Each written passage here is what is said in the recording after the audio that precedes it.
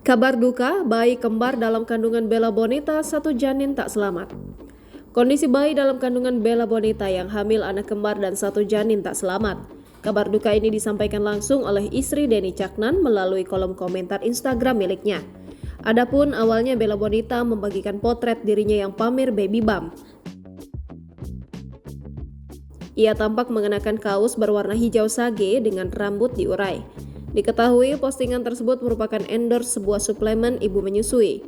Namun salah seorang warganet lantas menyinggung soal kabar Bella Bonita hamil anak kembar pada unggahan foto 16 Oktober lalu.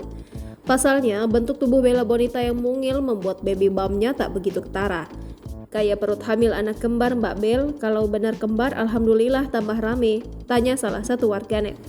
Meski unggahan tersebut sudah cukup lawas, namun ternyata komentar warganet itu langsung dibalas Bella Bonita.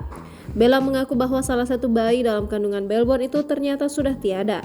Meski begitu, istri Denny Caknan ini menyebut jika calon buah hati satunya dalam keadaan sehat.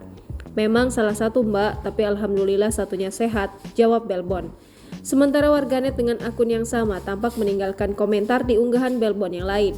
Kali ini, warganet tersebut menuding Belbon sudah lama ingin pamer baby bump, namun keinginannya itu diurungkan. Sebenarnya Bumil juga pengen upload baby bump-nya, tapi demi kewarasan dan kesehatan mental jadi di privat dulu deh, tulis warganet itu. Tak berhenti sampai di situ, rupanya komentar itu pula dibalas oleh Bella.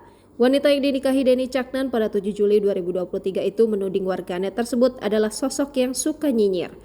Kayak gini aja udah ketebak kan gimana julidnya? Komentar Belbon.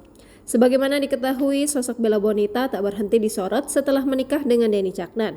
Bahkan tak sedikit yang tuai hujatan padanya. Download Tribun X sekarang, menghadirkan lokal menjadi Indonesia.